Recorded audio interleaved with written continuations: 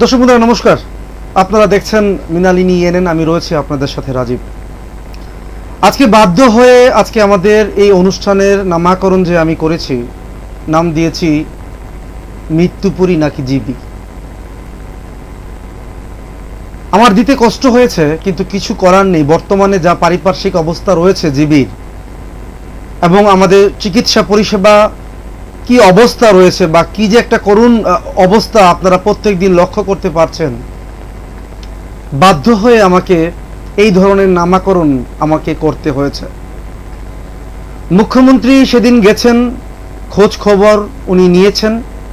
উনি সাংবাদিকদের সামনে আলোচনা করে সবাইকে আশ্বস্ত করেছেন যে আর কোনো ধরনের কমপ্লেইন জিবি থেকে পাওয়া যাবে না।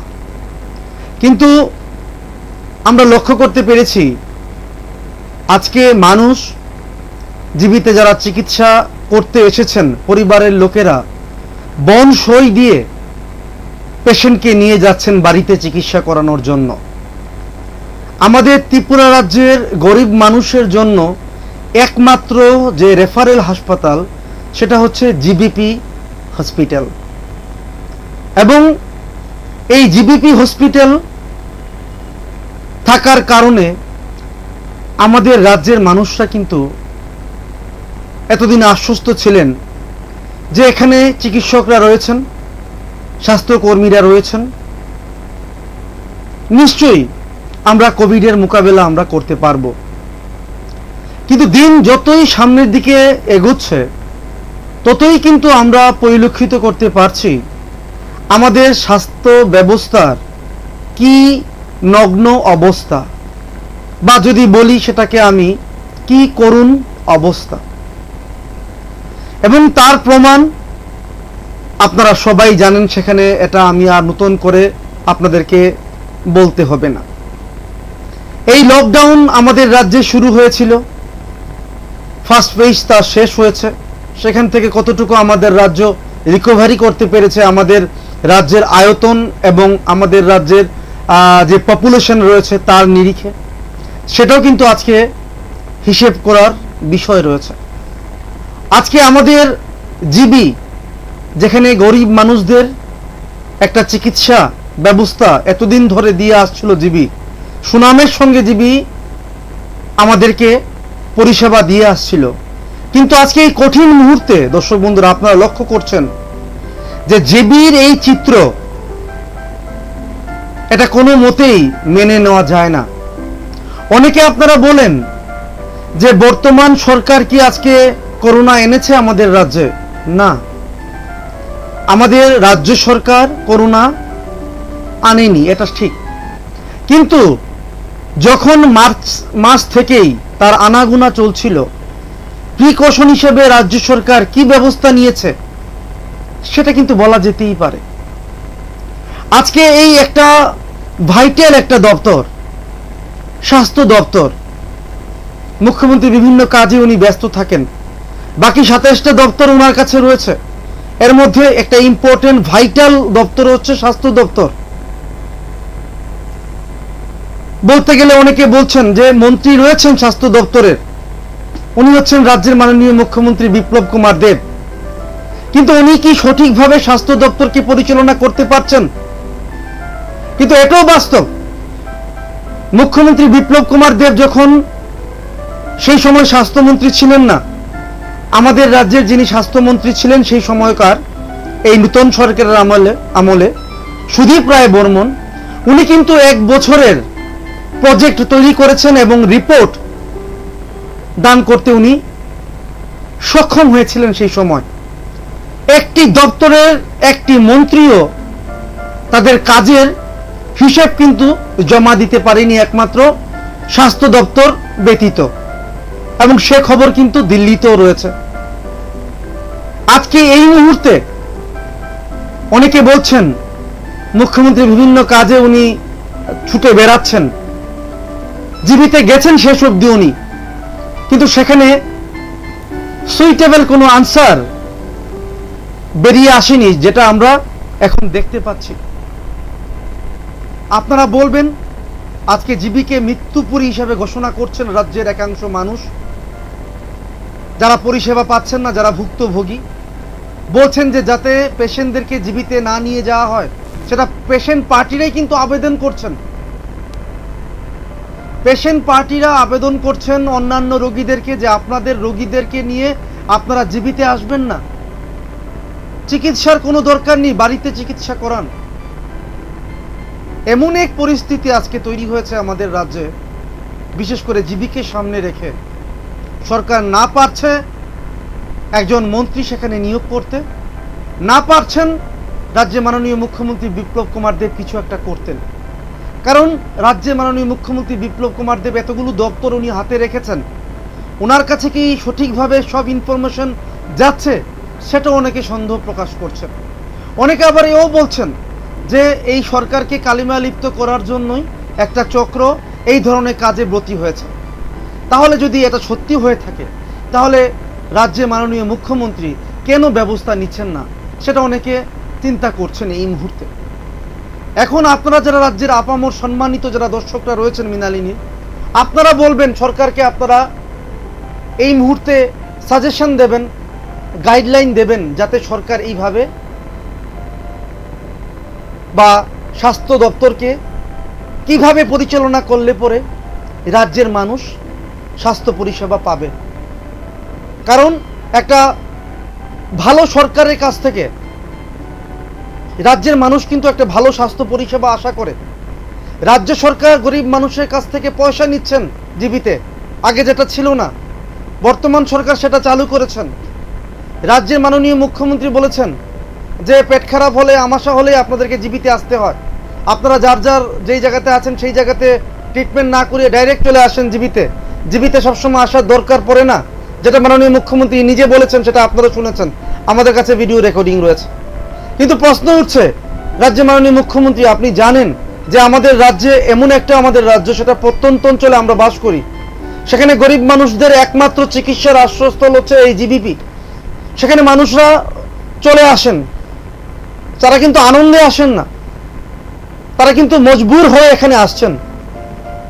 তার উপর আবার আপনার সরকার সেখানে বিভিন্ন জায়গায় ফিস লাগিয়ে দিয়েছেন, টাকা দিতে হবে, মানুষ তাতেও রাজি রয়েছেন টাকা দিতে, কিন্তু পরিষেবা কোথায়? পরিষেবা তো কিছুই নেই। আজকে কোভিড পেশেন্টের মৃতদেহ পড়ে রয়েছে জিবি চত্বরে, মানুষ ডিঙিয়ে ডিঙিয়ে যাচ্ছে, কোভিড পেশেন্ট, চিন্তা করছেন? সেগুলোকে দেখভালের পর্যন্ত লোক নেই। এই দুরবস্থা কারণ কি? এই দুরবস্থার কারণ কি? জীবিকে কেন মানুষ এখন মৃত্যুপুরী বলে আখ্যা দিচ্ছেন?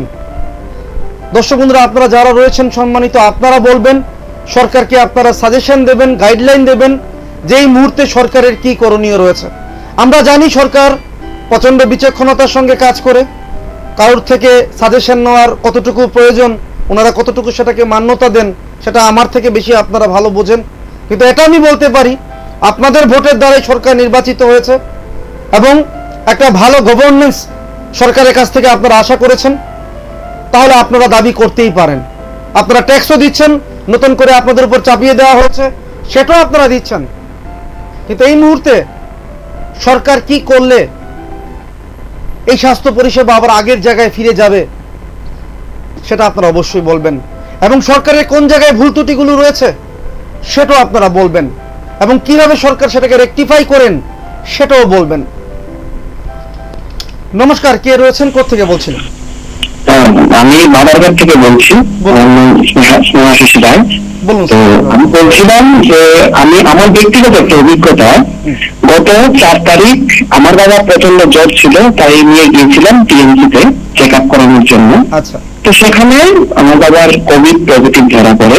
আচ্ছা। তো আমাকে ওখানকার যে ডাক্তার আমাকে স্বয়ং বলেছেন ডেকে যে আপনি জিবিকে নিয়ে যাবেন না, জিবির পরিষেবা খুব খারাপ, এখন আপনারা যদি সম্ভব হয় হোম আইসোলেশনে রাখার ব্যবস্থা করুন। আমি তো বলেছি যে ওনার তো বয়সটাও বেশি, তাছাড়া ওনাকে একটু অবজারভেশন রাখা দরকার। উনি বলেছেন আমাদের পরিষ্কার যে ওইখানে গেলে অবজারভেশন একদমই হবে না, তাছাড়া ওনার অবস্থা আরো খারাপ হয়ে যাবে। আপনি চেষ্টা করুন, আমি আপনার মানে বড় বোনের মতো আপনাকে বলছি।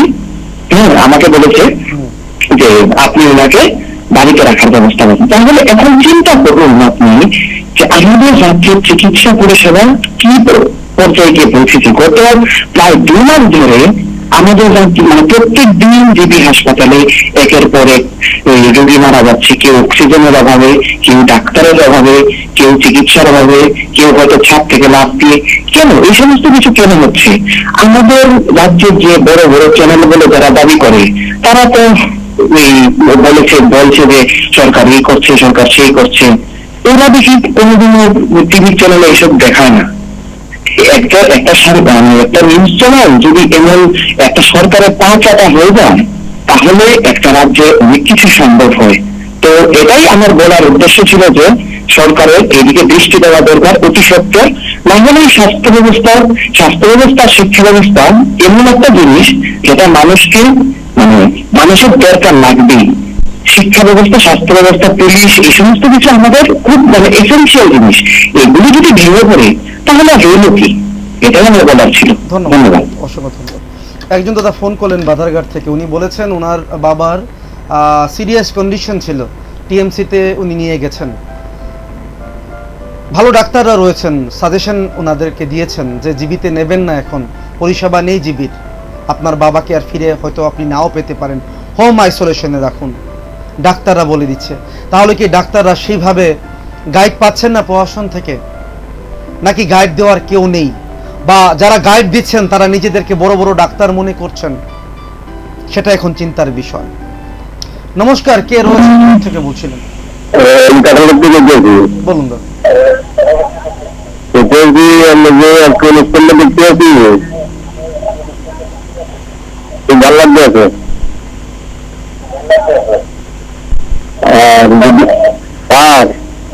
বলুন, শুনতে পাচ্ছি, বলুন।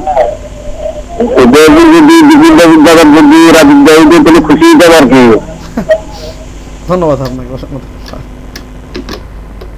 দর্শক বন্ধুরা, যে বিষয়টি আমি আলোচনা করছি, আজকে মৃত্যুপুরী হচ্ছে মানে দেখা দিয়েছে জীবিকে। আজকে বাধ্য হয়ে প্রাক্তন স্বাস্থ্যমন্ত্রী সুদীপ রায় বর্মন সেই জায়গায় ছুটে গেছেন। উনি বারবার স্বাস্থ্য পরিষেবা নিয়ে আঙ্গুল তুলেছেন। উনি কিন্তু ব্যক্তিগতভাবে নিজের স্বার্থ লাভের জন্য কিন্তু আঙ্গুল তুলেননি। উনি আঙ্গুল তুলেছেন রাজ্যের মানুষের কথা চিন্তা করে। কারণ আপনারা বলতে পারেন এই মুহূর্তে উনি কেন এসে এইসব কথাগুলো বলছেন? উনি কি রাজনীতি করছেন? অনেকে আবার বলছেন, যখন এই প্রশ্নগুলো অনেকে করেন, প্রতি উত্তরে এও মানুষ বলছেন এই আগরতলা কনস্টিটিউয়েন্সি, এই 6 নম্বর আগরতলা কনস্টিটিউয়েন্সি উনার জুরিডিকশনে, উনার দায় ভার অনেকটা বেশি। ওই জায়গাতে কোনো কিছুর একটা যদি ফেলিউর যদি চোখে পড়ে, সেটা কিন্তু কোনো না কোনো ভাবে ওই কনস্টিটিউয়েন্সির বিধায়ক বা মন্ত্রী এড়িয়ে যেতে পারেন না। উনি ওনার দায়িত্ব উনি ভালো করে জানেন, হয়তো বা বোঝেন, যার কারণে উনি বারবার স্বাস্থ্য পরিষেবা কিভাবে চলবে তার একটা গাইড দেওয়ার চেষ্টা করেছেন। আজকে উনি জীবিতে গেছেন এবং সুপারের সঙ্গে কথা বলেছেন। সুপার কিন্তু কোনো না কোনোভাবে সেখানে বলার চেষ্টা করেছেন যে আমরা প্রশাসনিকভাবে সহযোগিতা পাচ্ছি না। মাননীয় বিপ্লব কুমার দেব বলেছেন 400 ডাক্তার রয়েছে, এত নার্স রয়েছে। হয়তোবা মাননীয় মুখ্যমন্ত্রীর কাছে সেই হিসেবটুকু নেই যে জীবিতে শুধু কোভিড পেশেন্টই থাকেন না, আরো অনেক ধরনের পেশেন্ট সেখানে উপস্থিতি রয়েছে। সব ডাক্তার বিভিন্ন জায়গায় ওনারা এস্টাবলিশড রয়েছেন। মুখ্যমন্ত্রী কিন্তু বলে দিয়েছেন যে 400 জন ডাক্তার। হয়তোবা ওনার সেখানে দোষ নেই, কারণ উনি সবটা বিষয় ওনার কাছে নাও থাকতে পারে, বা ওনাকে যে গাইড করছেন উনি ওনাকে মিসগাইড করছেন, না হলে উনি এই ধরনের মন্তব্য করতেন না। কিন্তু কোনো না কোনো ভাবে আমি এখনো বলি, রাজ্যের মাননীয় মুখ্যমন্ত্রী সবকিছু বিষয় কিন্তু উনি দেখছেন। কিন্তু সবকিছু বিষয় দেখার পরেও উনি কেন সেইভাবে উনি ওনার যে মনের যে ইচ্ছাটা সেটা মানে মেলে ধরতে পারছেন না। আজকে ত্রিপুরা রাজ্যের মানুষরা চিকিৎসা পরিষেবা পাচ্ছেন না। জিবি আজকে মৃত্যুপুরী হিসাবে দেখা দিয়েছে। আমরা জিবিতে নিউজ করতে যাই, আগে ঢোকার আগেই জিবিটার দিকে এইভাবে তাকাই। কি যেন এটা অজানা আতঙ্ক, যেটা সরকার নিজে থেকেই নিজেদের জন্য তৈরি করেছে, এবং তার আঁচ গিয়ে লেগেছে আমাদের রাজ্যের প্রত্যেকটি মানুষের গায়ে। আজকে এই কোভিড প্যান্ডামিক সিচুয়েশনে, এই মহামারী সিচুয়েশনে সরকার যদি জনগণকে তার সিকিউরিটি না দিতে পারে, তাহলে কিন্তু কোনো না কোনোভাবে বলতে হয় স্বাস্থ্য দপ্তর সম্পূর্ণভাবে ব্যর্থ, অ্যাডমিনিস্ট্রেশন সম্পূর্ণভাবে ব্যর্থ, সরকার সম্পূর্ণভাবে ব্যর্থ। যে জায়গায় আমাদের পার্শ্ববর্তী রাজ্য আসাম, এত আসামের লোক সংখ্যা বা এত পপুলেশন থাকা সত্ত্বেও সেই জায়গায় হেমন্ত বিশ্ব শর্মা রয়েছেন স্বাস্থ্যমন্ত্রী। উনি যদি সেই জায়গায় সেটাকে কন্ট্রোল করার জন্য ইনিশিয়েটিভ নিতে পারেন, এবং যতটুকু সম্ভব হেমন্ত বিশ্ব শর্মা যে সেখানে কন্ট্রোল করার চেষ্টা করছেন এবং কন্ট্রোল হচ্ছে, আমাদের রাজ্যে কেন হচ্ছে না সেটা প্রশ্ন করেছেন সুশান্ত বাবু যিনি রয়েছেন। উনি কিন্তু সেটা তুলেছেন, যিনি মজলিশপুরের বিধায়ক রয়েছেন। একটা ভালো গভর্নেন্স মানুষ আশা করে নতুন সরকারকে ক্ষমতায় প্রতিষ্ঠিত করেছে, যেখানে স্বাস্থ্য পরিষেবা ভেঙে পড়েছে, যেখানে শিক্ষা ব্যবস্থা ভেঙে পড়েছে, যেখানে শিক্ষকরা সঠিকভাবে ছাত্রদেরকে পড়াশোনা বা টিচিং দিতে পারছে না, যেখানে ছাত্রছাত্রীরা শিক্ষা গ্রহণ করতে পারছে না, যেখানে স্বাস্থ্য নেই, যেখানে শিক্ষা নেই, সেখানে আর কোনো কিছুই নেই। মানুষের যে মৌলিক 5টি চাহিদা রয়েছে, তার মধ্যে দুটো উল্লেখযোগ্য মারাত্মক চাহিদা হচ্ছে স্বাস্থ্য এবং শিক্ষা। অনেকে বলছেন আমাদের রাজ্যে এই বর্তমান সময়ে স্বাস্থ্য পরিষেবা এবং শিক্ষা ব্যবস্থা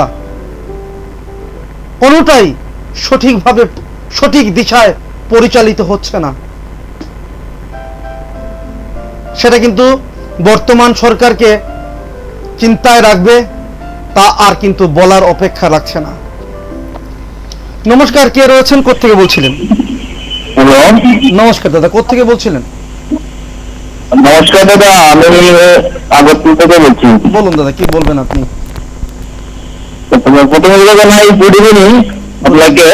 আর এই বিষয়টা নিয়ে কথা বলছেন, চর্চা করছেন, জিবিটি মৃত্যুপুরি, একটা স্পষ্টগত বিষয়, খুব সেন্সিটিভ বিষয়। আজকে ক্রিকেট যে অবস্থা তাদের রয়েছে, আমরা পুরো ভারতবর্ষী, পুরো ওয়ার্ল্ডের কথা ছাড়ুন, আমাদের ত্রিপুরা থেকে বলি যে অবস্থা তাদের রয়েছে, সত্যি তো ভয়ঙ্কর পরিস্থিতির মধ্যে রয়েছে, বিশেষ করে আমাদের এই ওয়েস্ট ডিস্ট্রিক্ট আগরতলা টাউন। তো এখানের মধ্যে জিবি জিরো প্রধান রেফারেল হাসপাতাল, এখানের মধ্যে যে অবস্থা চলছে, পেপার খুললে দেখা যাচ্ছে কোনো আমাদের রাজ্যের গুডি মিথিয়ার রয়েছে। এখানেও আপনার কাছ থেকে জানতে চাইবো, সরকার কেন পারছে না এই ব্যালেন্স করার? আমি যেটা বলবো, কয়েকদিন আগে মহোদয় প্রধানমন্ত্রী বলেছিল যে একজন ফুলফিল স্বাস্থ্য দপ্তরের মন্ত্রী প্রয়োজন আমাদের ত্রিপুরা রাজ্যের জন্য, যে কোনো স্টেটের জন্য স্বাস্থ্য, শিক্ষা এবং অর্থ। মুখ্যমন্ত্রী ষষ্ঠ, 4-5টা দপ্তরটা একজনের উপরে থাকলে ভালো হয়, কারণ এই 5টা দপ্তর হচ্ছে কি যে কোনো স্টেটের জন্য একটা স্তম্ভ। তো একজনে এবং মুখ্যমন্ত্রী মমতা 27-28টা দপ্তর নিয়ে রেখেছেন, এখন উনি পরিস্থিতিটা নিতে পারছেন না। নেপাল জিবিতে গেল, জিবিতে কি কোভিড সেন্টারে গেল না, কিন্তু এই জায়গাটা যখন ফর্মাল আমাদের আগে যখন স্বাস্থ্যমন্ত্রী ছিল সুদীপ রায়, উনি স্বাস্থ্যমন্ত্রী না থাকা সত্ত্বেও পিপি কিট করে ভগৎ সিং অবশ্যই গিয়েছিলেন, গিয়ে এখানে কোভিড সেন্টারে পরিদর্শন করলেন। কিন্তু আমাদের মুখ্যমন্ত্রী স্বাস্থ্যমন্ত্রী বিপ্লব কুমার দেবকে দেখলাম, উনি অনেক একটা এসি রুমের মধ্যে বসে একদম কোভিড সেন্টারে যদি পাই মারানা জিবিতে গিয়ে মিটিং করে আসলাম। এবারে তারা পাশে যে ডক্টর সবাই কথা বলবো না, 4-5 জন যে আমি তোর এক মিনিট বলবো, তোর মধ্যে ডক্টর রয়েছে, ওনাদের কল্যাণে কিন্তু জিবি দেখা হচ্ছে। একদিকে স্বাস্থ্যমন্ত্রী নেই, একদিকে স্বাস্থ্যমন্ত্রী শিক্ষা মুখ্যমন্ত্রী নিয়ে দিতে পারছেন না, একদিকে কয়েকজন তোর মধ্যে ডক্টর, সবগুলি মিলে এখন আমাদের ত্রিপুরাবাসী 200 পর্যন্ত থাকলে লাশের পরে লাশ গুনতে হবে আমাদের। ধন্যবাদ দাদা। ধন্যবাদ আপনাকে। একজন দাদা বলেছেন, ওনার মতামত উনি দিতেই পারেন। উনি বলেছেন আমাদের প্রাক্তন, যিনি আমাদের রাজ্যের যে প্রাক্তন স্বাস্থ্যমন্ত্রী ছিলেন সুদীপ রায় বর্মন, সেদিন কোভিড সেন্টারে গেছেন, ভগৎ সিং যুব আবাসে উনি পিপি কিট পরে ভেতরে গেছেন, কিন্তু তার জন্য ওনাকে কিন্তু অনেক ঘানি ওনাকে টানতে হয়েছে। কিন্তু দাদা বলেছেন রাজ্যের মাননীয় মুখ্যমন্ত্রী সেদিন জীবিতে গেছেন, উনি আলোচনা করেছেন এসি ঘরে, কিন্তু কোভিড সেন্টারের দিকে একবারও যাননি। এটা মানুষের মধ্যে প্রশ্ন জাগতেই পারে, একজন বিধায়ক বা একজন উচ্চপদস্থ আধিকারিক আর যখন তিনি মুখ্যমন্ত্রী, উনি যদি কোভিড সেন্টারে যান পিপিই কিট পরে, কারণ উনি তো ওনাদের দ্বারাই তো নির্বাচিত মুখ্যমন্ত্রী। স্বাভাবিকভাবে যারা কোভিড সেন্টারে রয়েছেন বা ডাক্তাররা যারা রয়েছেন বা যারা স্বাস্থ্যকর্মীরা যারা রয়েছেন, ওনারা কিন্তু ইন্সপায়ার্ড হতেন যে আমাদের মুখ্যমন্ত্রী আমাদের সঙ্গে রয়েছেন। মুখ্যমন্ত্রী আজকে কোভিড সেন্টারে ঘুরে গেছেন, প্রত্যেকটি রোগীর খোঁজ খবর নিয়েছেন, তাহলে কিন্তু রোগীদেরও মনোবল বাড়ত, রাজ্যের মানুষেরও মনোবল বাড়ত, স্বাস্থ্যকর্মীদেরও মনোবল বাড়ত। দাদা বলতে চেয়েছেন যেই জায়গায় সুদীপ রায় বর্মন, ওনার মন্ত্রিত্ব নেই, সাধারণ একজন বিধায়ক হিসেবে উনি মানুষের পাশে রয়েছেন, সেই জায়গায় উনি একটি গর্ভবতী মহিলার আর্তনাদ ফেসবুকে শুনে উনি পরের দিন ছুটে গেছেন বিভিন্ন ফল নিয়ে, পিপিই কিট পরে খোঁজ খবর নিয়েছেন। আজকে মাননীয় মুখ্যমন্ত্রী এতদিন পর জীবিতে গেছেন, উনি একটি এসি রুমে বসে ডাক্তারদের সঙ্গে সলা পরামর্শ করেছেন। ভালো, যতটুকু করেছেন, যতটুকু পেয়েছে আমরা বা আপনারা পেয়েছেন সেটা অনেক। কিন্তু দাদা বলেছেন যদি স্বাস্থ্যমন্ত্রী হিসেবে যদি উনি যেতে পারেন, এও বর্তমানে উনি স্বাস্থ্যমন্ত্রী, উনার সেই পোস্ট নেই, উনি সেই পোস্ট এখন বিলংস করছেন মুখ্যমন্ত্রী, এবং এই মুখ্যমন্ত্রীকে দেখেই রাজ্যের আপামর জনগণ আপনারা ভোট দিয়েছেন।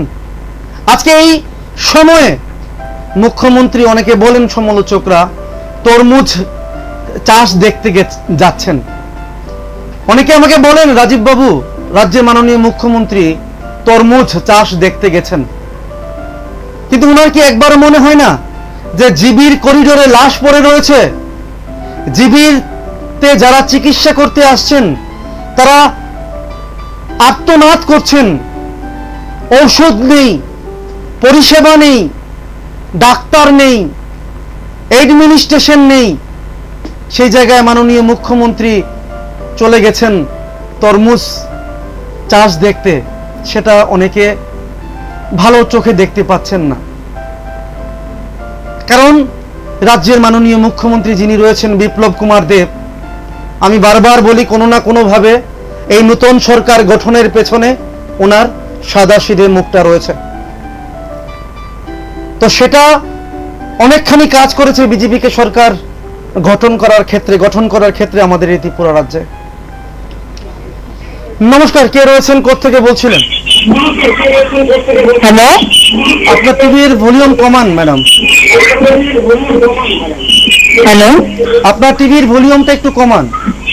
হ্যাঁ স্যার বলুন। হ্যাঁ বলুন, হ্যালো? এবার বলুন কি বলবেন।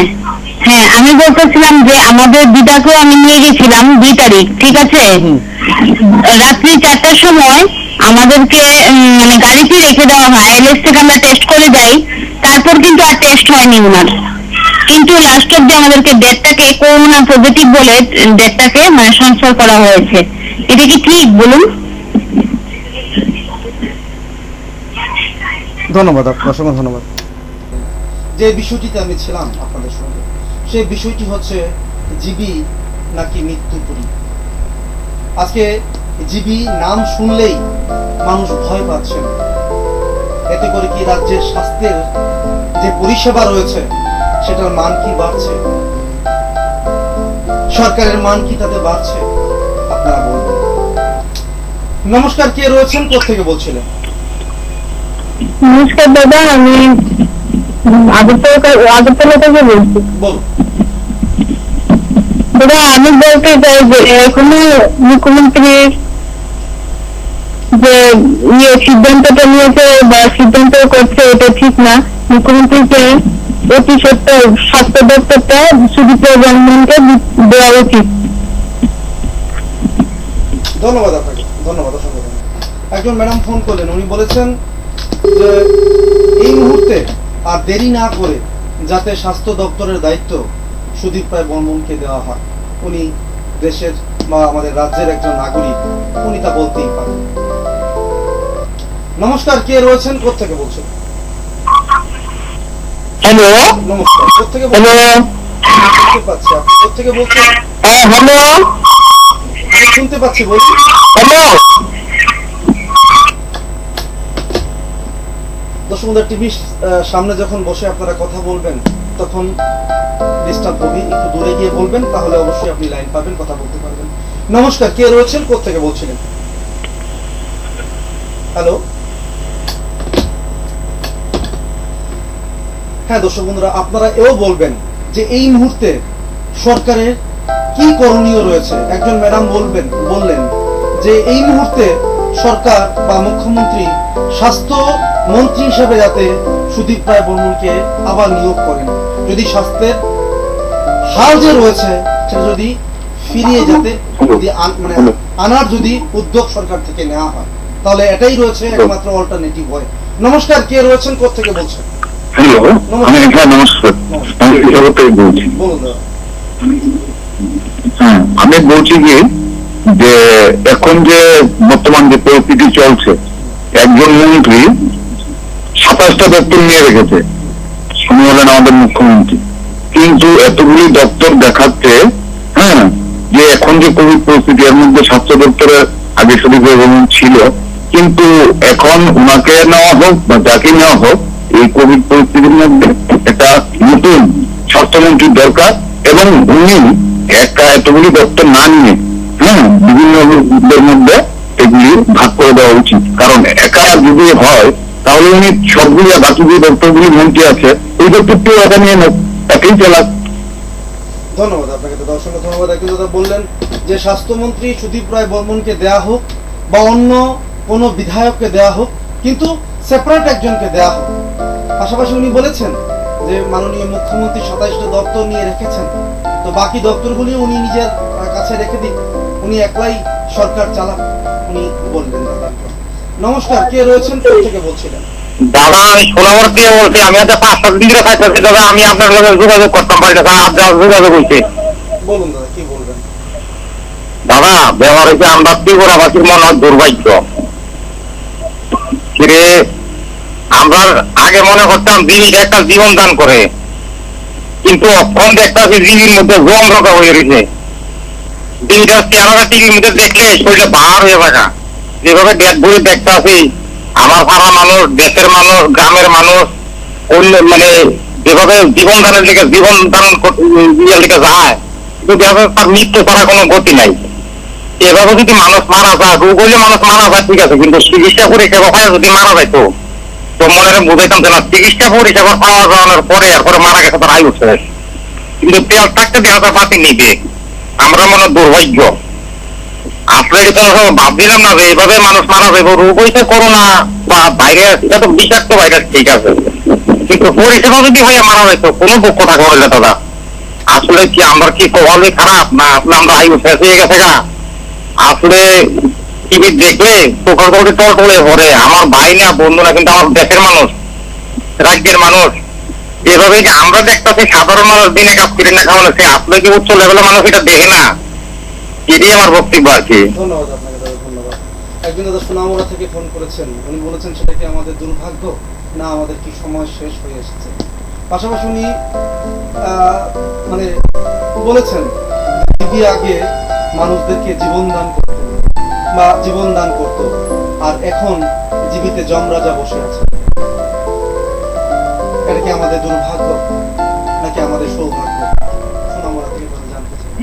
নমস্কার, কে রয়েছেন, কোত্থেকে বলছেন? নমস্কার, নমস্কার, কোত্থেকে বলছেন? আমি আরো থেকে বলছিলাম। বলুন। দেখুন দেখুন যখন আমরা কোনো কিছু বইটা মানে বইটা বুঝতে পারি, তখন কিন্তু আমরা কিন্তু সেই বইটা শুধরানোর জন্য চেষ্টা করি। একদম। আমি এই কথাই বলতে চেয়েছিলাম, সুদীপ বাবুকে স্বাস্থ্য দপ্তর থেকে ছড়িয়ে ত্রিপুরার মাননীয় মুখ্যমন্ত্রী যে প্রকাশটা করেছেন, এবং অতি সত্য সুদীপ বাবুকে ফিরিয়ে আনো, একদিন ছাত্র একটা রাতারাতি অনেকটা চেঞ্জ হয়ে গেছে। এটাই আমি বলছিলাম। ধন্যবাদ আপনাকে। ধন্যবাদ। একজন দাদা ফোন করলেন, উনি বলেছেন রাজ্যের মাননীয় মুখ্যমন্ত্রী বিপ্লব কুমার দেব স্বাস্থ্যমন্ত্রী যখন ছিলেন সুদীপ রায় বর্মন যখন ওনাকে টার্মিনেট করেছেন, এটা একটা বড় ভুল। সেই ভুল একমাত্র শোধরানো সম্ভব ওনাকে আবার সেই পদে নিয়োগ দেওয়া বা নিযুক্তি দেওয়া। তাহলে উনি এক বিশ্বাস করতে পারছেন রাতারাতি স্বাস্থ্য পরিষেবা দিকটা অনেকখানি প্রশস্ত হয়ে যাবে, মানুষ স্বাস্থ্য পরিষেবা সঠিকভাবে পেতে শুরু করবে। এখন দাদা যেটা বললেন যে মাননীয় মুখ্যমন্ত্রী সেটা একটা ভুল ছিল সেই সময়, এই টার্মিনেশন লেটার ওনাকে দেওয়া এটা রাজ্যের মাননীয় মুখ্যমন্ত্রীর ভুল ছিল। এখন আমি একজন সঞ্চালক হিসাবে রাজ্যের মাননীয় মুখ্যমন্ত্রীর কাছে এটাই বলতে চাই, একজন জনগণ আপনাকে ফোন করে বললেন যে আপনি সেটা ভুল করেছেন। ভুল মানুষ মাত্রই হয়, সবাই আমরা ভুল করি। সেই ভুলটাকে শুধরে যদি আপনি সেখানে একজন দক্ষ প্রশাসককে যদি সেখানে নিয়ে আপনি বসান এবং সেটা যদি আপনার প্লাস হয়, তাহলে কিন্তু আপনার সরকারেরও কিন্তু কোনো না কোনো ভাবে প্লাস হবে এবং মানুষও দেখতে পারবে যে সুদীপ রায় বর্মন কতটুকু এলিজেবল, এবং আপনিও সেটা বুঝতে পারবেন।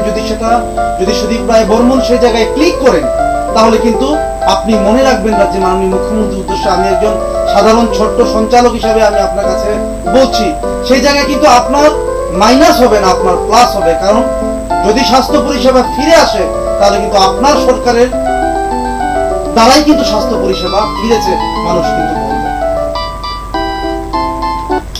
নমস্কার, কে রয়েছেন, কোত্থেকে বলছিলেন? নমস্কার, কোত্থেকে বলছেন আপনি? ধন্যবাদ আপনাকে দাদা, আপনার সঙ্গে কথা হলো না কারণ নেটওয়ার্ক খারাপ রয়েছে, হয়তো আপনার রিং আমি শুনতে পাইনি। দর্শক বন্ধুরা, আপনারা ফোন করছেন, আপনাদের মতামত দেবেন, অনেকে অনেকভাবে আপনারা মতামত দিচ্ছেন এই মুহূর্তে কি করা দরকার সরকারের, পাশাপাশি আরো কি করা দরকার, কি করলে পরে স্বাস্থ্য পরিষেবা আবার ফিরে আসবে আমাদের আগের মতন। যাতে মানুষ ফোন করে বলছেন যে জীবী জীবন দান করে সেই জীবিতে আজকে যমরাজা অবস্থান করছেন, সেটা কিন্তু একটি ভালো গভর্নেন্সের জন্য একটি ভালো বার্তা বহন করছে না এই মুহূর্তে। জীবী দেখলে মানুষের ভয় হচ্ছে, আতঙ্ক হচ্ছে, তাহলে কিন্তু সেটা আজ কিন্তু সরকারের গায়ে কিন্তু গিয়ে পড়ছে। সরকার কিভাবে সেই আজ থেকে নিজেকে মুক্ত রাখবেন, নিশ্চয়ই সরকার বা প্রশাসন সেটা চিন্তা করবেন। নমস্কার, কে রয়েছেন, কোত্থেকে বলছিলেন?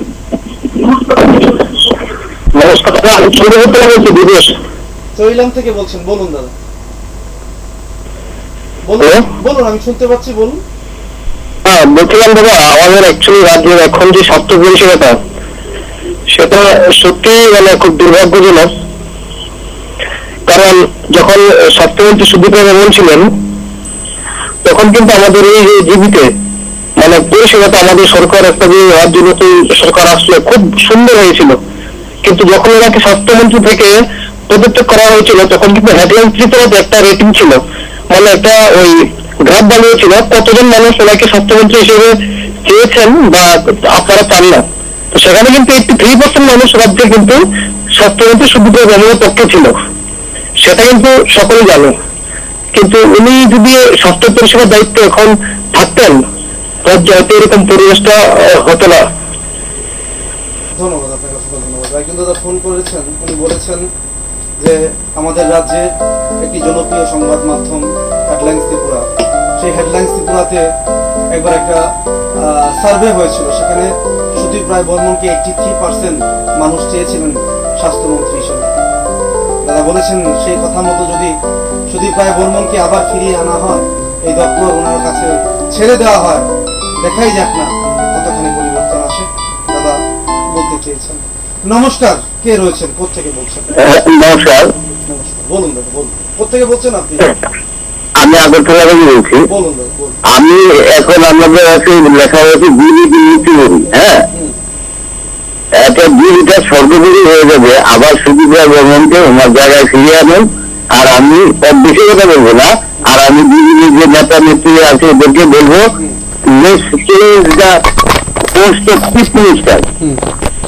হ্যাঁ, মুখ্যমন্ত্রীর যে পদটা আছে যাকে দেওয়া হয়েছে, আসুন ওনাকে পরিবর্তন করি, আমরা বিজেপিকে দীর্ঘস্থায়ী করি ত্রিপুরা। ধন্যবাদ আমার কামনা এটাই। আর আমি চাই যে সুবিধা বর্মনকে আবার এই পোস্টে আনা হোক। ধন্যবাদ আপনাকে, অসংখ্য ধন্যবাদ আপনাকে। একজন দাদা বলেছেন যে আমরা বিজেপিকেই চাই, আমরা বিজেপিকে ভালোবাসি, আমরা চাই সুদীপ রায় বর্মনকে আবার সেই দায়িত্ব দেওয়া হোক। অনেকে কি তাহলে মনে করছেন যে সুদীপ রায় বর্মন যে ন্যায্য দাবি রয়েছে বা ওনার যে ন্যায্য পাওনা রয়েছে উনি তার থেকে বঞ্চিত?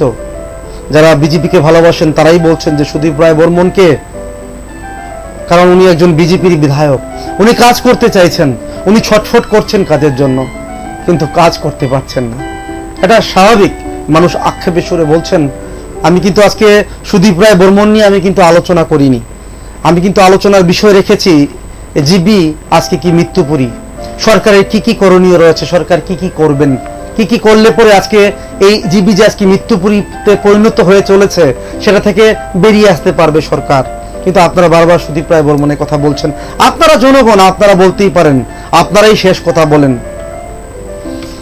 নমস্কার, কে রয়েছেন, কোত্থেকে বলছেন? আমি বলুন। বনমালীপুর থেকে বলছি। বনমালীপুর থেকে বলছেন, বলুন ম্যাডাম।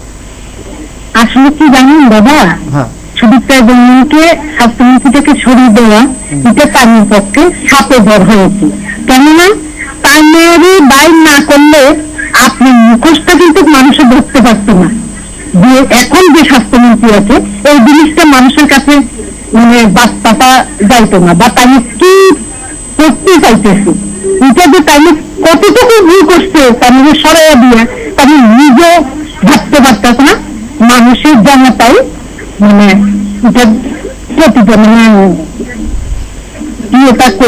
ধন্যবাদ আপনাকে, অসংখ্য ধন্যবাদ। একজন দিদি বড়মালীপুর থেকে ফোন করলেন, উনি বলেছেন যে সুদীপ রায় বর্মনকে সরিয়ে মুখ্যমন্ত্রী বিপ্লব কুমার দেব প্রচন্ড ভুল করেছেন এবং তার প্রমাণ আজকে রাজ্যের মানুষ পাচ্ছে। নমস্কার, কে রয়েছেন, কোত্থেকে বলছিলেন? আমি খয়েরপুর থেকে বলছি। খয়েরপুর থেকে বলছেন, বলুন দাদা কি বলছেন? আচ্ছা, আজকে যে আমাদের এখানে স্বাস্থ্য দপ্তরের যে অবস্থা দিতেছে, মানুষ দিকে তুলে ধরে পারি।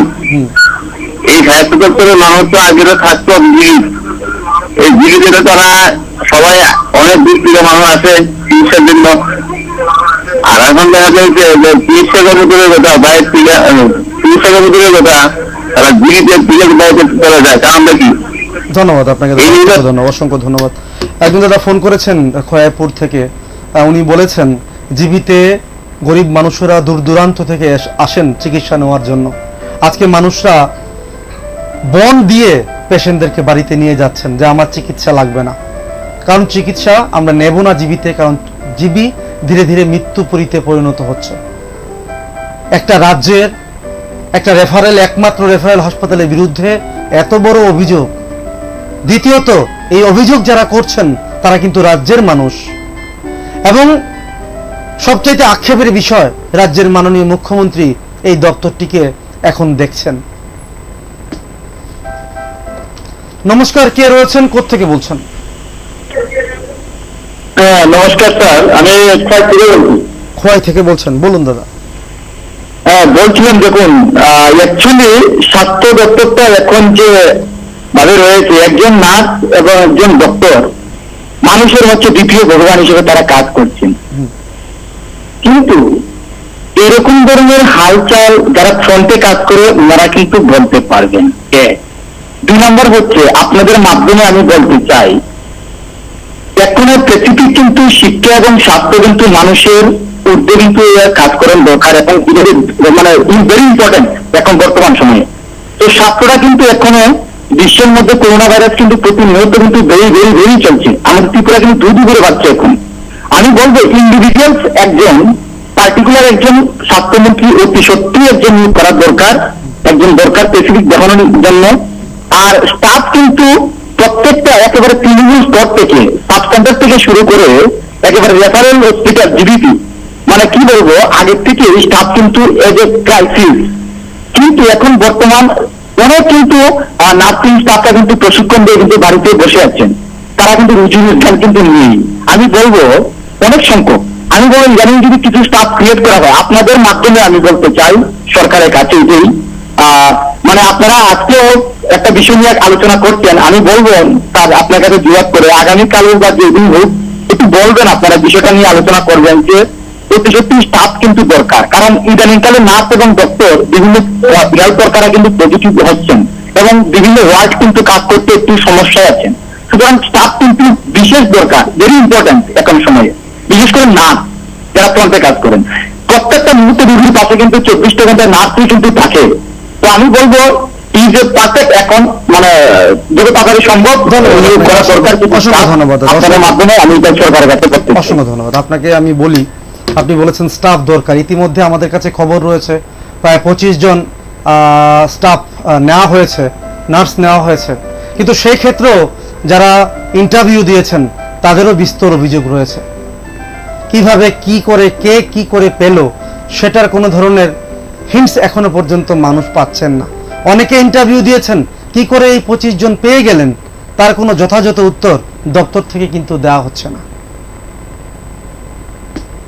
আর দ্বিতীয়ত আপনি বলছেন ডাক্তাররা কোভিড পেশেন্টের সঙ্গে থাকার কথা, যেখানে সেন্ট্রাল গভর্নমেন্টের যে গাইডলাইন রয়েছে সেই গাইডলাইন পর্যন্ত আমাদের রাজ্যে মানা হচ্ছে না। তা আপনি কিভাবে ডাক্তাররা পরিষেবা দেবে? ডাক্তাররাও তো মানুষ, স্বাস্থ্যকর্মীরাও তো মানুষ, তারাও তো কিছু নির্দিষ্ট গাইডলাইন মেনে কাজ করেন। এবং স্বাস্থ্য মন্ত্রক যে রয়েছে, সেন্ট্রালের স্বাস্থ্য মন্ত্রক, ওনারা তো ভেবে চিন্তে গাইডলাইন তৈরি করেন, কিন্তু সেগুলো আমাদের রাজ্যে যখন আসে সেগুলো আবার পাল্টে যায়। কি করে কেন্দ্রীয় স্বাস্থ্য মন্ত্রকের গাইডলাইনগুলো আমাদের রাজ্যে এসে পাল্টে যায়? রাজ্যের স্বাস্থ্য দপ্তরে যারা কাজ করছেন তাদেরকে বাধ্য করে বেশি করে কাজ করানো হচ্ছে, যেগুলো এই মুহূর্তে করা কোনো মতেই ঠিক নয়। তাহলে অ্যাডমিনিস্ট্রেশন এখানে দুর্বল, অ্যাডমিনিস্ট্রেশন সঠিকভাবে এখানে কাজ করছে না, যারা দপ্তর থেকে আমাদেরকে জানিয়েছেন। নমস্কার, কে রয়েছেন, কোত্থেকে বলছিলেন? হ্যালো, নমস্কার দাদা, কোত্থেকে বলছেন আপনি?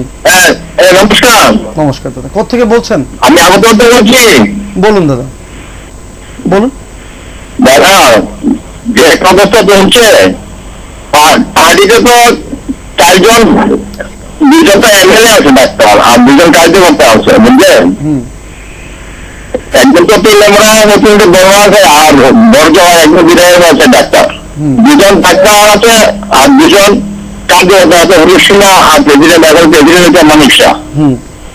তো তাদের সাথে বললে তো একটু কনসাল্ট করতে পারে না নাকি? আমার মনে হয় যে উনি বাধ্য করে ওদের সাথে কনসাল্ট করলে হবে, ওনার মান সম্মানের ব্যাপার হবে নাকি? ভাবতেছে আর কি। ধন্যবাদ, অসংখ্য ধন্যবাদ।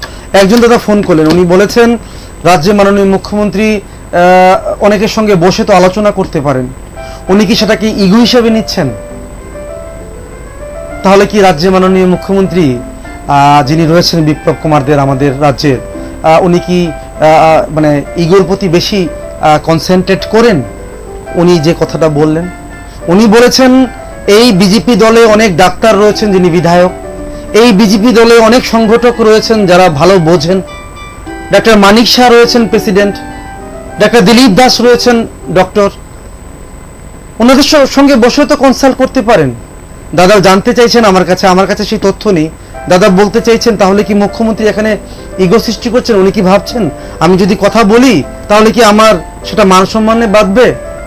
মানুষের মনে কিন্তু এই ধরনের মানে প্রতিক্রিয়াগুলি কিন্তু ক্রিয়া করছে। রাজ্যের মাননীয় মুখ্যমন্ত্রী বিপ্লব কুমার দেব যদি আমার অনুষ্ঠান আপনি দেখে থাকেন তাহলে মানুষের এই প্রতিক্রিয়াগুলো কিন্তু আপনি নেবেন। কারণ একটা কথাই আছে যে মানে এই সবই মিলেই করি কাজ, হারি জিতি নাহি লাজ। দাদা কিন্তু বলতে চেয়েছেন হয়তোবা এইভাবেই যে সবাই মিলে কাজ করলে সেখানে হার বা জিত সেটা দেখে লাভ নেই, কিন্তু সবাই মিলে কাজ করে একটা আনন্দ পাওয়া যায়। কিন্তু উনি বলেছেন আপনি নাকি বেশি ইগোয়েস্টিক, সেটা আপনি কিভাবে খণ্ডন করবেন? রাজ্যের মানুষের বক্তব্য আপনি করবেন, আমি সঞ্চালক, আমার পক্ষে সম্ভব নয় যে আপনার ব্যক্তিগত ব্যাপারে আমি ওনার কাছে কোনো ধরনের মন্তব্য করি। নমস্কার, কে রয়েছেন, কোথা থেকে বলছেন? নমস্কার, হ্যালো, নমস্কার, কে রয়েছেন? হ্যালো, আমি শুনতে পাচ্ছি, বলুন কোথা থেকে বলছিলেন?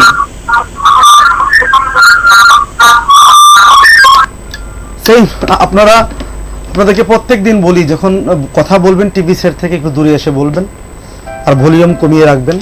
নমস্কার, কে রয়েছেন, কোত্থেকে বলছিলেন? হ্যালো দাদা। নমস্কার, কোত্থেকে বলছেন আপনি? হ্যালো দাদা, আমি প্রতাপগড় থেকে বলছি। আপনি প্রায় দিন প্রতাপগড় থেকে ফোন করেন, কিন্তু আপনার টিভির সেটের ভলিউম আপনি কমান না। আচ্ছা আচ্ছা, একটু কমে দিচ্ছে। হ্যালো দাদা। হ্যালো। আপনি আগে টিভির ভলিউম কমান, তারপর আপনার সঙ্গে কথা বলবো।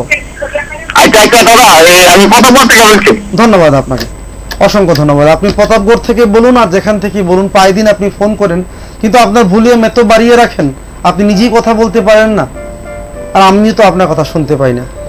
নমস্কার, কে রয়েছেন, কোত্থেকে বলছিলেন? আগরতলা থেকে বলছি। বলুন দাদা, বলুন। বলছি স্বাস্থ্য পরিষেবা সচল রাখার জন্য হ্যাঁ দাদা। মানে যত তাড়াতাড়ি সম্ভব স্বাস্থ্যমন্ত্রী পরিবর্তন করা দরকার, নতুবা এই মৃত্যুর মিছিল লেগে বন্ধ করতে পারবে না। আজকে একজন দুইজন মারা যাচ্ছে, এইটা নিয়ে হিমশিম খাচ্ছে। যদি 30-40 জন একই দিনে মারা যায়, তাহলে কি হবে কেউ ভেবেই বাঁচতে পারবে না।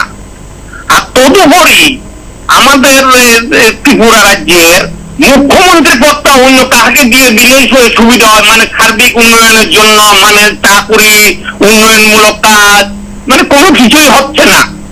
মুখ্যমন্ত্রী পদটাও যদি অন্য কাউকে দেওয়া হয়, তাহলে ত্রিপুরার জনগণের ভবিষ্যৎ উজ্জ্বল হবে। নতুবা ত্রিপুরার জনগণ একবারে মানে তুষের আগুনের মতো খারখার হয়ে যাবে। ধন্যবাদ আপনাকে, অসংখ্য ধন্যবাদ। একজন দাদা বলেছেন যে ইতিমধ্যে সরকারের কর্তব্য একজন মানে ডেডিকেটেড একজন স্বাস্থ্যমন্ত্রী, তাহলেই এই সমস্যার সমাধান হবে। আজকে 4 জন 5 জন 9 জন 10 জন মারা যাচ্ছে, যখন ধীরে ধীরে 30 জন 40 জনে চলে যাবে, তখন কিন্তু এই পরিস্থিতি আরো ভয়ানক রূপ নিতে বাধ্য হবে। তখন কিন্তু সরকার দিশেহারা হয়ে পড়বে। তাই ইতিমধ্যেই সরকারের কর্তব্য একজন ডেডিকেটেড ডক্টর, বা ভুল বললাম, ডেডিকেটেড একজন মিনিস্টার স্বাস্থ্য দপ্তরের জন্য দেয়া হোক, যেটা রাজ্যের মানুষের দাবি। নমস্কার, কে রয়েছেন, কোত্থেকে বলছিলেন? আমি আগরতলা থেকে বলছি দাদা। বলুন ম্যাডাম, কি বলবেন? আমি আবার স্বাস্থ্যমন্ত্রী সুদীপ্তা বর্মনকে পেতে চাই। ধন্যবাদ আপনাকে। একজন ম্যাডাম ফোন করলেন, উনি বলেছেন আমি আবার স্বাস্থ্যমন্ত্রী সুদীপ রায় বর্মনকে পেতে চাই। আমি কিন্তু আজকে সুদীপ রায় বর্মন নিয়ে আলোচনা করছি না, আপনারা বারবার সুদীপ রায় বর্মনের কথা টেনে আনছেন, তাই আমাকে বাধ্য হয়ে কথা বলতে হচ্ছে। আমি কিন্তু আজকে জিবি নিয়ে আলোচনা করছি। যেভাবে মৃত্যু বাড়ছে এবং তা যদি ধীরে ধীরে আরো বাড়তে থাকে, তাহলে কিন্তু সরকার দিশেহারা পড়বে। স্বাস্থ্য দপ্তর এমনিতেই প্রায় ভেঙে গেছে বললেই ঠিক হবে, আমার কথা ভুল হবে না। এবং এটাকে কিভাবে আবার আগের জায়গায় নিয়ে আনা যায়, তার জন্য আপনাদের মতামত চাইছিলাম। কিন্তু আপনারা বারবারই সুদীপ রায় বর্মনের প্রসঙ্গ টেনে আনছেন। সেটা আপনারা আনতেই পারেন, আপনারা জনসাধারণ, আপনাদের বক্তব্য শোনা আমার কর্তব্য, এবং এগুলো নিয়ে আলোচনা করাই হচ্ছে আমার মূল দায়িত্ব। তাই আমি আলোচনা করছি আপনাদের সঙ্গে। দর্শক বন্ধুরা নমস্কার, কে রয়েছেন? নমস্কার। হ্যালো। নমস্কার। হ্যালো রাজিদা। নমস্কার, কোত্থেকে বলছেন? আমি আগরতলা জিবি থেকে বলছি। আগরতলা, বাবা জিবি থেকে বলছেন? সেই আতঙ্ক নগরী থেকে বলছেন? সেই আতঙ্কের জায়গা থেকে বলছেন? আতঙ্ক জায়গা থেকে বলছি। বলুন দাদা, শুনি একবার আপনার কথা। কেমন আছেন আপনি? বলছিলাম কি শুনেন, এখন এরকম জায়গা পর্যায়ে গেছে যে 10-এর লাঠি কিন্তু একের পূজা। কথার অর্থটা হলো কিন্তু 10 কিন্তু মানে যে আমরাই আজকে কিন্তু সরকার আনিছিলাম, ঠিক আছে, কিন্তু আজকে আমরা ভালো লাগছে না। মানে দুনিয়া কি, মানে দুনিয়া সবই একই কথা। আমি বিজেপি না, আমি সিপিএম। বিজেপি তো ত্রিপুরা ছিলই না, আমরা সিপিএম কংগ্রেস মিলিয়ে বিজেপি এনেছিলাম। কিন্তু মনে করেন সিপিএম থেকে আমরা কিছু পেয়েছি বা কংগ্রেস পেয়েছি, কিন্তু বিজেপি এসে আমরা মনে করেন কোন জায়গায় ছুটে গেছেন। করোনা বলতে করোনা, এখন মনে ঘরতে বেরোতে খাওয়া দাওয়া কিভাবে চলে, কি আসুবিধা। আর মনে করেন এখন ভারত সরকার যে ভাবছে আর কি, ভারত আর মনে করেন যে আমেরিকা, এরা যুক্তরাষ্ট্র, এরা মানে সম্পর্কের ব্যাপার। ওই কথাটাই বলতেন যে হেরা অন্য যে চীনের থেকে যে তৈরি হয়েছে যে জিনিসটা আজকাল করোনা ভাইরাস, চীনে তো এখন নাই। তাহলে আমাদের একমাত্র ভারতবর্ষের মধ্যে আছে এবং আমেরিকাতে আছে। তা আপনারা মনে করেন ত্রিপুরাতে একটু বেশি।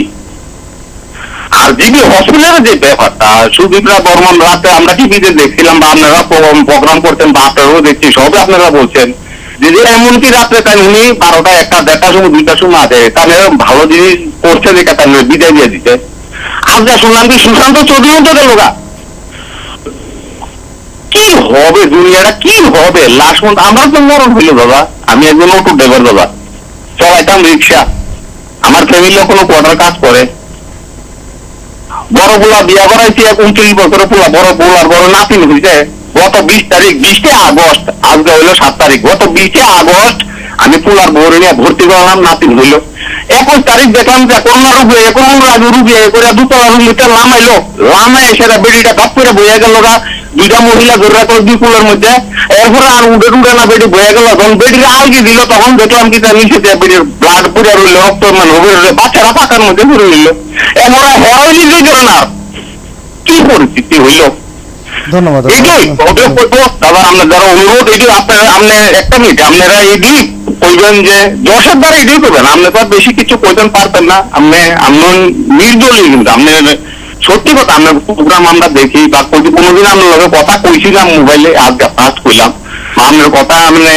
মানে কিতা করলাম মানে অন্যরকম ভাবে আপনার কথাটি শুনি।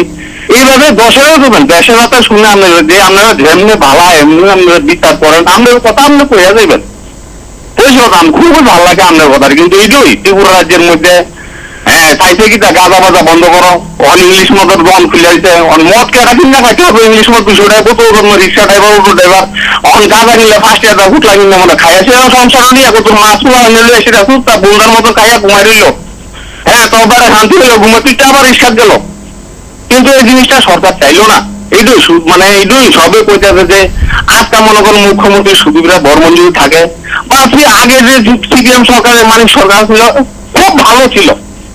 আমরা বিরোধী, আমরা নিজে বিরোধী ছিলাম মানিক সরকার, কিন্তু খুব ভালো ছিলাম।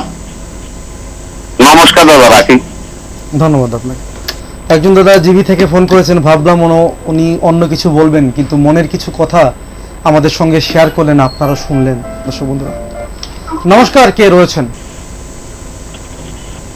নমস্কার।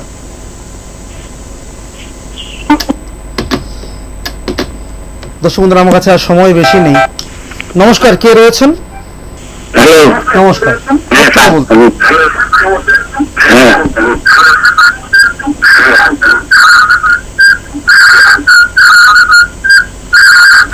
ধন্যবাদ আপনাকে।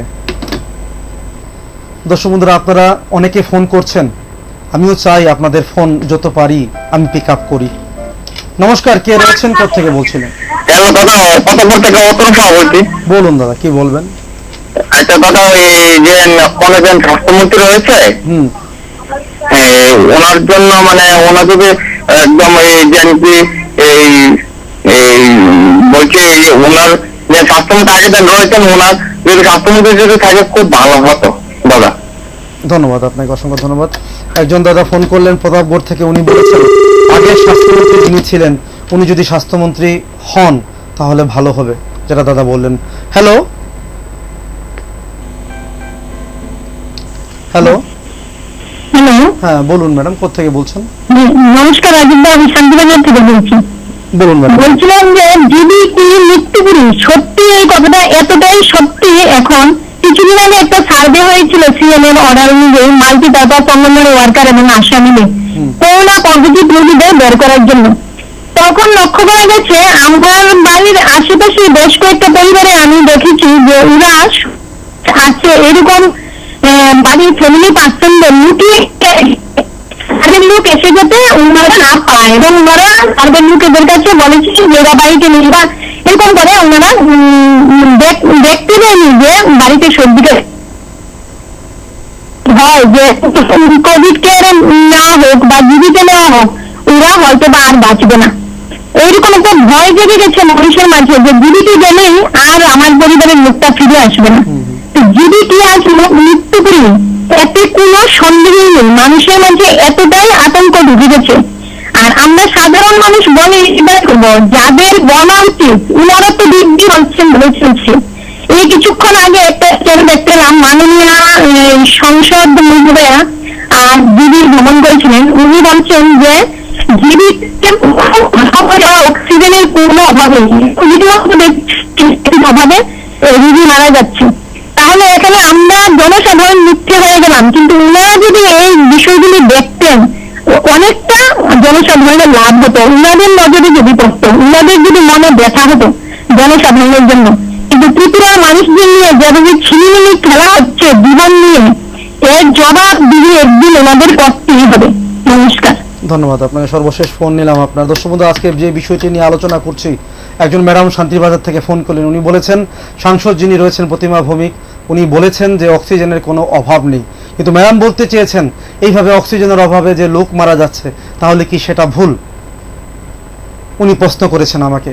কিন্তু ম্যাডাম আমি আপনাকে বলি, উনি একজন সাংসদ, উনি যেটা বলেছেন হয়তো উনি চিন্তা করে বলেছেন, কিন্তু আপনারা হয়েছেন জনগণ, আপনারা সেটাকে কিভাবে নিচ্ছেন, ওনার কথার কতটুকু সত্যতা রয়েছে সেটা আপনারাও নিজেরা বিচার বিবেচনা করবেন, তারপর আপনারা চিন্তা করে বলবেন।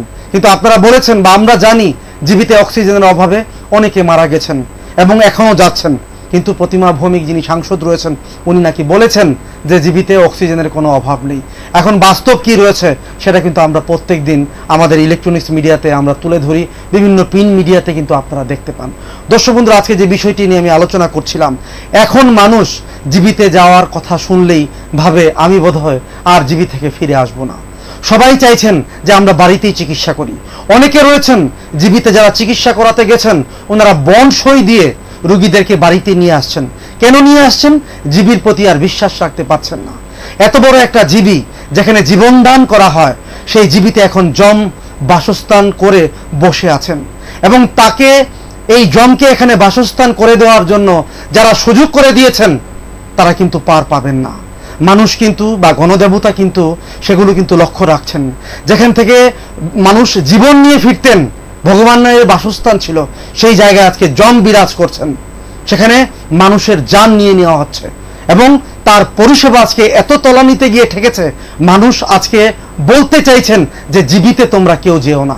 ডাক্তাররা পর্যন্ত বলে দিচ্ছেন। একজন প্রথমেই ফোন করেছেন, উনি টিএমসিতে ভর্তি করিয়েছিলেন ওনার বাবাকে যে ভর্তি করিয়েছেন ওই জায়গার একজন ডক্টর ওনাকে বলেছেন জীবিতে নিয়ে যাবেন না, আপনার বাবাকে হোম আইসোলেশনে নিয়ে রাখুন, জিবির পরিষেবা ভালো নেই। এই মুহূর্তে জিবির যা অবস্থা রয়েছে তা কিন্তু সরকার প্রত্যক্ষ করছেন। প্রতিমা ভৌমিক আপনি যতই বলুন যে অক্সিজেন অভাব নেই, সেটা কিন্তু মানুষ দেখতে পাচ্ছেন। আপনার কথাই সত্যি হোক, অক্সিজেন যাতে অফুরন্ত থাকে আমাদের জীবিতে, সেটাই কিন্তু মানুষ প্রত্যাশা করে। কিন্তু পাশাপাশি আরও একটা বিষয় এখানে বলতেই হচ্ছে, আমি কিন্তু আজকে সুদীপ রায় বর্মনের কথা নিয়ে এখানে আলোচনা করতে যাইনি। আমি কিন্তু একবারও সুদীপ রায় বর্মনের কথা এখানে আনিনি। শুধু বলেছি সুদীপ রায় বর্মন এবং সুশান্ত চৌধুরী আজকে জীবিতে গেছেন ভিজিট করতে এবং অ্যাডমিনিস্ট্রেশনের সঙ্গে এবং সুপারের সঙ্গে ওনারা আলোচনা করেছেন। কিন্তু রাজ্যের আপামর জনগণ চাইছেন সুদীপ রায় বর্মনকে ওনার পুরনো যে কাজ রয়েছে সেটা অনতিবিলম্বে ফিরিয়ে দেওয়া হোক, তাহলে কিছুটা হলেও স্বাস্থ্য পরিষেবা আবার ব্যালেন্স হওয়ার পসিবিলিটি রয়েছে।